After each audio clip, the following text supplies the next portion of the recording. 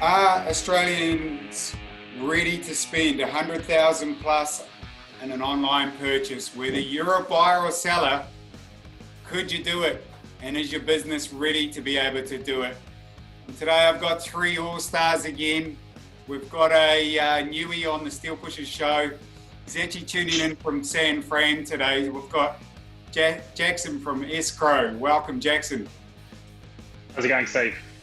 Yeah, good, thanks. And I'm sure the Steel Pushers is going to get plenty of good insights from you. Your escrow service. You're a good Australian boy from Colac originally and now living in the good old United States of America. So we're going to get some great insights for you. Look, Bruce, welcome back to the show, brother. You're becoming a bit of an all-time, every week you're on the show. Good to have you back. Good to be back. And Shivam, the stats man, once upon a time was a programmer and now he's a programmer, stats man, sharing all those good stats that's been happening on machines for you and around these marketplaces. So welcome back, Shivam. As always, pleasure. So this week we thought we'd do a follow-on from the episode where we actually did a great session on the scams going on across Australia. Lyndon did a great job in that. So we just wanted to follow on and, really have the open conversation about, these big transactions. Is your business ready as a seller of machinery to be able to do transactions online of, 30 grand, 50 grand, 100 grand? So that's what the conversation's about today. Start with you, Jackson. What are you seeing out there at the moment? And I guess why did, escrow obviously come about, but what is going on in America at the moment that you think could come to Australia? I mean, there's a lot going on in the States right now. Obviously, the time that we're living in at the moment is forcing people to do things that they would otherwise never have thought of in their business, stretch themselves thin for sales and purchases, and frankly, the US is really leading the way in a lot of these technologies and transactions. So we're seeing some really great stuff over here. As you mentioned, I was originally out of the Sydney office with escrow.com. I moved over to the US in 2017. And since then, I've been leading escrow.com as general manager. We basically help people to buy and sell equipment all over the world. Interstate in the US is a big thing. So a lot of people are buying and selling machinery sight unseen. And right now is no different. You can't hop on a plane, you can't always jump in your car to drive to see a piece of equipment. So people are really getting inventive about how they make those sales. Yeah, and Luke, you've seen it across the website as well because, coronavirus have forced us to behave in a different way, didn't it? Yeah, it's really increased the trend that we've seen. People's online spend limits, what they're comfortable parting with online, has been increasing for the last 20 years. I remember my first online purchase in 1998. I think it was about $45 US, and I was so scared. But now I'll happily dump a couple of grand online without even thinking through my credit card. So people's comfort level has increased, but with the COVID-19, it's forcing businesses to actually increase again. And with the greater benefits of bigger online purchases, there also comes greater risks because it's also excellent for the scammers right now. They've got the perfect opportunity of why you can't see that equipment, why you can't expect it. It's given them the perfect excuse. So now is the time where people need to really, dot their I's and cross their T's and figure out how they're doing their online systems and buying and selling. Shivam, you see quite a few of the leads that are going through on the platform. Do you think the sellers are as ready as the buyers, or are the buyers ready? Are the sellers ready? What do you think? What do you see? Look, Steve, whether they're ready or not, they are getting forced into it. That's my take into it. You take an example right now. Sellers have heaps of stock sitting with them, whatever they could get in on the ships before lockdown started. And now, whether they like it or not, a buyer can't necessarily visit them physically. Guess what you have to do? You have to still sell that stock, right? It is depreciating while sitting in your warehouse. You are paying interest rate on it, so you have no option. You have to evolve. You have to build the trust with the buyer. Exactly. Jackson, other industries, like the car industry, is the machinery world sort of followed them, or is that how it works? Yeah, I mean, look, I think exactly as Luke said, the first industries that moved were those ones that could move a $45, $50 transaction. eBay back in 2005 was famously selling their first transaction was for a pen. But now, back in 2005, you went and shopped around for, say, a car, as you said, physically. Now, 86% of those car buying journeys start online, looking through a dealer's inventory or looking on an OEM site. That's where the research is happening. That's where those first inquiries are happening. And in some cases, it's where people are starting to do their inspections. Yeah, got it. And, Lukey, I just want to go back a little bit, it's like, what were our parents doing back in their time, and then what's the equivalent of that sort of in, the modern online world today? So, you remember back to when your dad used to go and buy a bit of machinery for the property? Yeah, my dad loved a good clearing sale, so he would always disappear with a bunch of cash in his back wallet and come back with something completely random. But the needs of a buyer and seller haven't actually changed. It's just the vehicles that they're using have changed. So first of all, it's identifying who you're dealing with, especially online, and if you're buying privately. And a lot of people skip this step. They're more worried about what they're buying. But who are you actually buying it from? Because this is where online scammers get their first kind of step in. People aren't being clear enough with who they're actually dealing with. They're not identifying the company, they're not identifying the individual. They're just going straight into what they're buying, and they get excited about that. And scammers love that.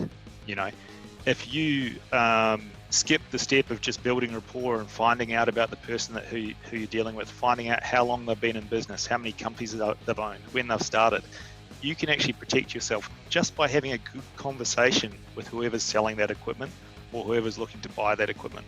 Because scammers can't answer those questions. They're not that good. If you know the industry and you ask some industry specific questions, it'll become pretty clear if you've got someone that's not safe to deal with. Yeah, and Shivam, talk to me a bit about the local thing, because I think back in our parents' day, it was whatever the radius was that they could drive.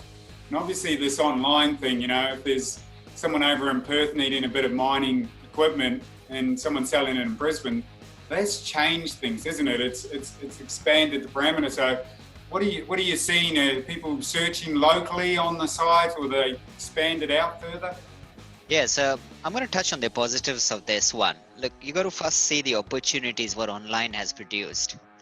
In a country like Australia, which is sparsely populated, chances of having the similar equipment what you need locally is sometimes quite low.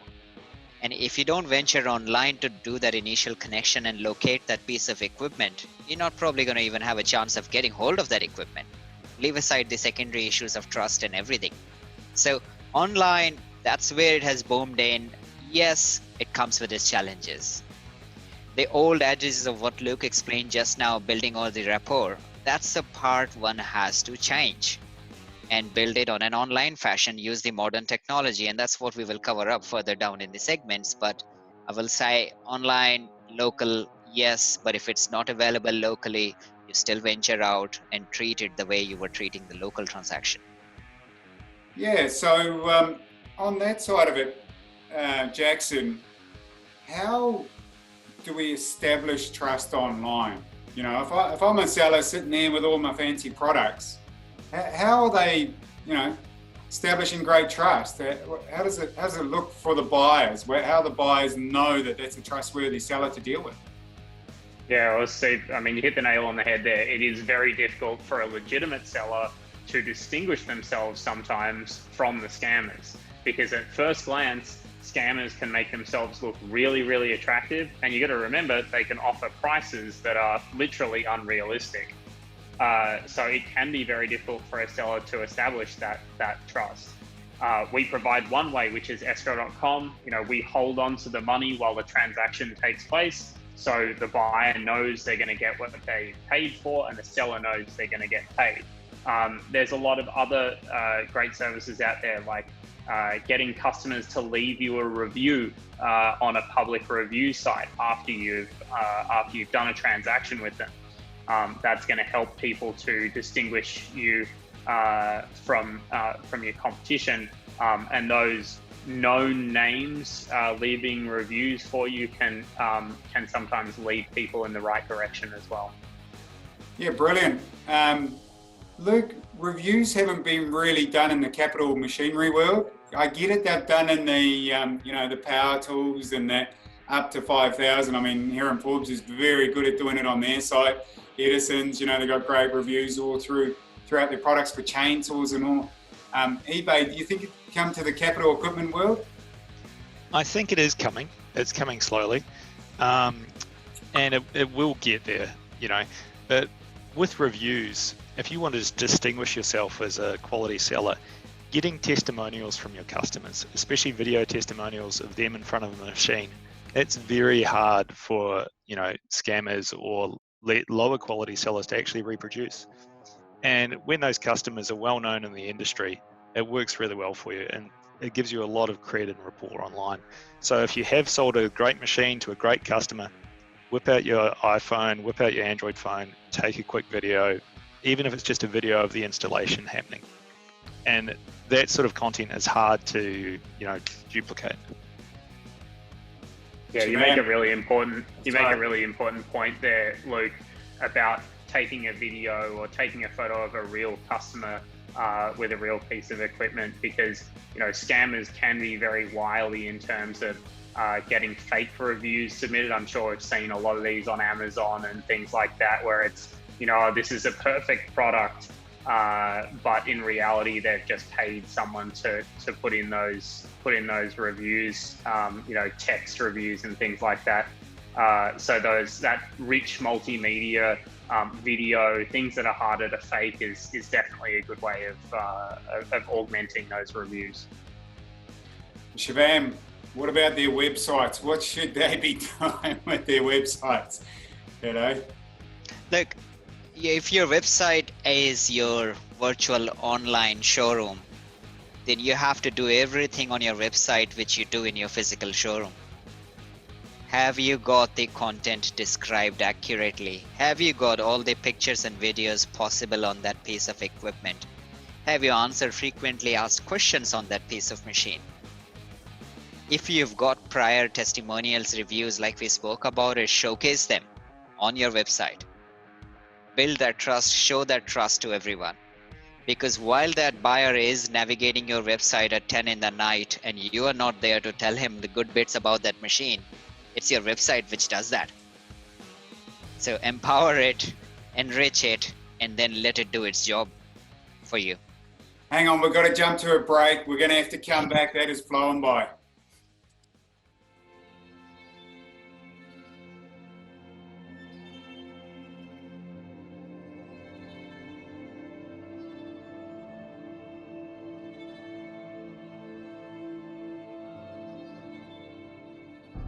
For me, everything I do, I've got to try and achieve this level, and I really felt like I'm at this level now. The whole point of this for me was to unlock more potential. How do you go to the next level again, and how do you keep stepping up and just incrementally from here on in? I want to see what I'm capable of. I'm in business. I felt like I was kind of stuck in a bit of a rut, and wanted to get to the next level. So I felt in areas of my life I wasn't showing up, and I wanted somebody to hold me accountable to that. I've got big ambitions on what I want to achieve, and if I can't be a good leader, it won't happen. No idea really what we're in for, and I expect it to be challenging. I expect it to be tough. But if we don't have that, then we're not going to move forward. There's a greater level And then again, 6 months later, there's a greater level. Your awareness just continually expand to grow. Don't hold back.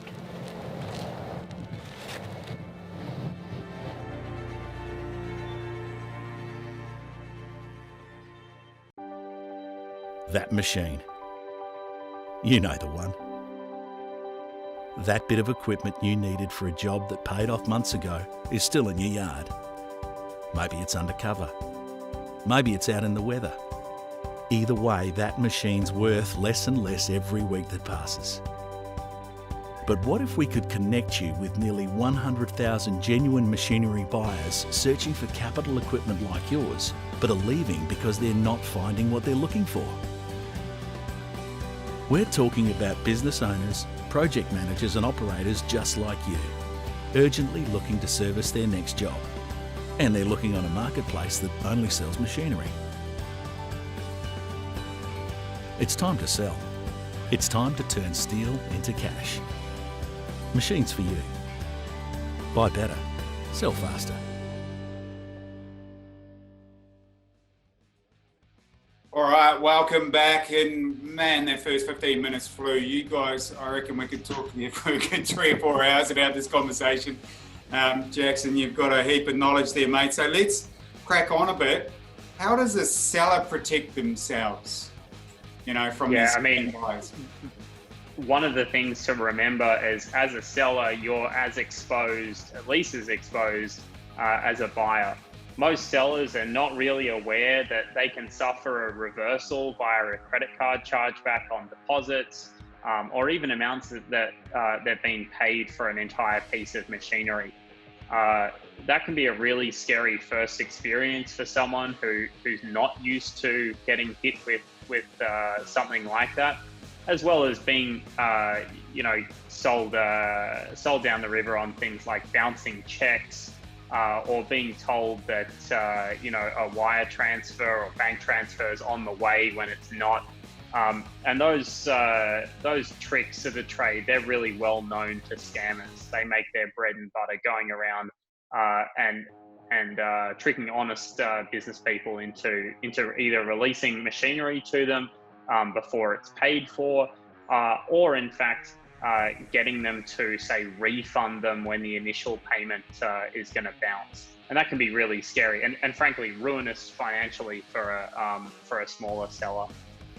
We get involved often when it's too late, when someone's already lost in one of those transactions and they say, I'm never doing that again. They end up coming and talking to us over at escrow.com. And yeah, I mean, it's one way for customers to find us, but it's not a great way. So the more they can get educated through programs like yours about some of the pitfalls, the more prepared they're going to be when a large transaction does come along online. Yeah, brilliant. So Luke, talk to me about the levels of rapport. You as a seller, because you're looking for rapport from the buyer too, to check if they're legit, aren't they? Yeah, so it's really rapport and trust building. We used to do it offline by seeing if we knew anyone in common. You'll find a lot of old farmers that only buy off someone that knew someone in their circle. But when it comes to online rapport, you've got to look at how much you're spending versus the risk. People will happily put something on their credit card for a couple of $100 and not really worry about it if they're a business owner. But as it goes up into the $1,000 level, they're on the phone and they ask the questions, they ask the industry specific questions, and generally you can build a little bit of trust that way.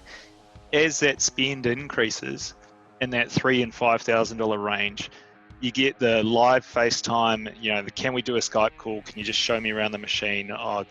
Show me the workshop where you want to put this machine if you're a seller, because if you can check out the buyer that way, he's actually legit. Because if he doesn't have a workshop and he's buying a piece of metalworking equipment, So, and from the online video, you can actually take the next step if you like. If you're buying a piece of equipment out of Sydney and it's a low value piece of equipment and you don't have anyone that can go around and check it out, there's actually websites like Airtasker and TaskRabbit where you can just get some student and they'll turn up and you can get them to walk around the machine with their cell phone and send you the video.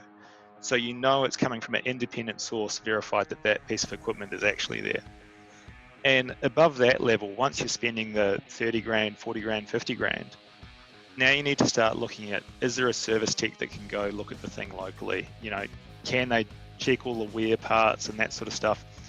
And as soon as you're over 50 grand, you got to get serious and get a valuer. You need someone that actually knows that equipment and can give you a proper valuation on it. You know, it's great that you might know it, but if you can't inspect it, you need someone with your skill level to actually do it for you. And this is what scammers love. They love a cheapskate that won't outlay on that. Scammers love a cheapskate. That's why they do the low pricing. They're looking for that guy that's willing to cut corners because they know they can get money off them. It's the old risk versus reward, isn't it? And you know, if you can't risk 50 grand and you're going to be hurt if you get done, well, you've got to put more energy and effort into it and do your checks, isn't it? So on the flip side, Shivam, what are some of the things the buyers can do? Look, pretty much the things which Luke underlined right now for sellers, they all are valid, but I will add up a few more in there. As a buyer, if you are buying that equipment from a professional seller, great, because that is the best case scenario. You could ask for service history, you could ask for documentation, you could ask for warranties in case the machine doesn't turn up the way it is meant to be turned up. With a little bit of fees, of course, some of these things come in. If you're buying a piece of capital equipment peer-to-peer from someone else, again, I'm assuming this is capital equipment, so you are buying from another business owner. So talk to them, build rapport, find out how in their business that machine has been used for and what it is now, why it is spare, why are they selling it? Is there something wrong with it? Is there capacity issues or have they expanded out of it? And lastly, if it comes to big yellow or green gear, you could probably verify it independently with the manufacturers with the serial number and check out its sold history. With large machines, generally there is a service available in most countries where you can trace the prior history of that thing. So yeah, do the checks, all the levels of checks depending on the dollar value and the risk you're comfortable with. Some brilliant insights here, mate. I love it. Jeez, just about pulled a checklist out the back of the show. Jackson, so talk to me. How does escrow help the buyers? So that I can fully understand the system. How does escrow, how do the buyers find you first, and then how does it help them on their side of the fence? Yeah, exactly as Luke and Shivam were saying, as people go through, as they build rapport, as they start building those checklists, if they still have niggling doubts, going along to the transaction, feeling a little uneasy, that's where escrow.com comes in. We hold on to those funds and make sure if there is anything wrong in the transaction, if the buyer turns up and the machinery is not there or it's not in the condition that it was supposed to be in, if there's issues with any of the documentation, your money is being held in an independent third party that can get those funds back to you. You're not putting a deposit down, you're not turning up with 50 grand in cash in your back pocket, hoping to meet someone in a yard and not lose whatever's in an envelope in your back pocket. And frankly, it really just keeps you safe when you're transacting online. It's great if you can find the equipment in a circle of trust where the seller, the history of the machine, and you trust them. That's absolutely, that's gold medal. But the reality is, a lot of the times with specialized machinery, especially a piece of kit that's interstate, you can't necessarily get comfortable, and that's where escrow.com comes in to hold on to those funds and get you and the seller comfortable. So I like the sound of it, but who pushes the green button at where? What I'm trying to figure out is, because at some point where the buyer's got to trust the seller and the seller's got to trust the buyer, and at what point do we hand the money and get the machine? So exactly. Who's sitting on the green button? Is it you? You get the clearance from someone and then you push the green button and the funds go to someone? How does that work? We are sitting there the whole time watching your transaction. So when the transaction is set up, the buyer and seller are identity verified. We'll take in a passport or a driver's license to make sure they are who they say they are. We check them against all of the naughty lists to make sure they're not on any of those, and then we take in the information about the equipment. We take in the funds from the buyer, and we tell the seller, okay, we're now holding on to the money. You can go ahead and release that item to the buyer. Either ship it, release it out the gate, whatever you need to do. That gives a certain period of time. Let's say it's 24 hours for that buyer to go around that piece of kit in good time and check it out, either with their service partner. Let's say it's a mechanic, or their own eyes to check out the equipment, make sure it's exactly what it said on the ad. And then finally, the buyer is the one hitting the green button and saying to escrow.com, yes, I've checked out the equipment, I'm happy with it, I want you to release my money to the seller. And the great thing is, because we're doing these transactions all the time, we can spot a scammer a lot earlier than someone who's doing it for their very first time. Yeah, gotcha. So this is for, professional sellers, the steel pushers with dealerships, but it's also for the one-off guy, isn't it? Because Luke, you've seen quite a bit go through the marketplace. Quite often it's the poor old one-off guy selling something is the one that gets burned, isn't it? Yeah, well, scammers, they look for the cheapskate, and they also try and get you emotional, because they know when you're emotional, you're gonna cut the corners. So they play all the games about, hey, I've nearly sold this machine to someone else, you've got to give me the deposit today, you've got to do this. Story. They've always got an emotional story. They're working on an oil rig, they work for the Air Force, they're the ambulance guy out on site. It comes down to getting back to the facts, and when you're setting up a deal, you need to agree with the buyer or the seller, it doesn't matter which party you are, exactly what the deal is, at what point the funds will be transferred. Is it when the machine's on the back of the truck? Is it when the machine reaches site? Is it when the machine leaves the factory? Is it once an inspection's been satisfied? Is it once it's installed? So each machinery deal has its intricacies, and as a buyer, you've got to figure out when you're comfortable releasing the money, and as a seller, you've got to figure out when you're comfortable releasing the money, and then get those to match. So whether it's a deal done through escrow, or whether it's just in your contract system, or using a third party locally, you've got to do your due diligence, because that's the only thing that's going to protect you at the end of the day. Yeah, exactly. It's this checklist. I think we're going to have to put one together after the show and whip it out to all the steel pushers out there, because it feels like you miss one little step and that's the one that hurts you, or they just get you in the emotion at the wrong time. Yep.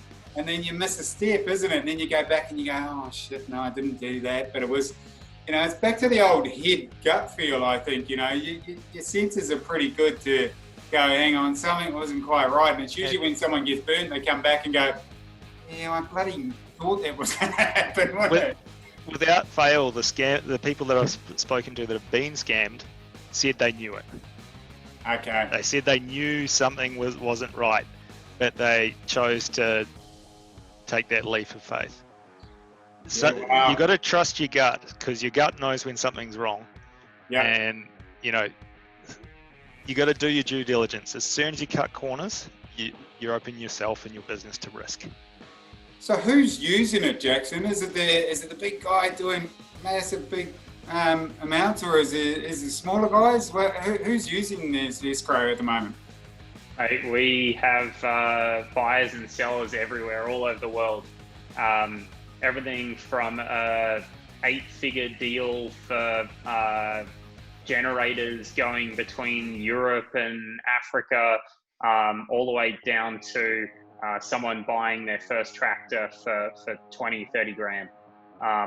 We really keep these deals safe because we are an independent in the middle of the transaction. Doesn't matter if it's a $5,000 sale or a $50,000 or a $500,000 sale. Especially, as I said, we do a lot of interstate type transactions, smaller dealers, independent dealers. We really lend a really solid piece of trust to their outfit. So We're fortunate enough to have buyers and sellers all over the world and used for every piece of equipment. Mate, we've done transactions for zebras in the past. So, Yeah. Almost anything goes through the platform, but we love the steel pushers the most. All right, well, time's flowing, guys. We definitely could. We might do another episode on it because there's just so much good, valuable conversation in there. Really enjoyed the chat today. I'm sure we all got something from it. I've got a thing in my head that we just got to have this checklist. Appreciate your time on the show today, boys. Thanks very much. Over here at Machines for You, Shivam, what do we do? I better sell faster. There you go. Thank you, Steel Pushers. We'll see you soon.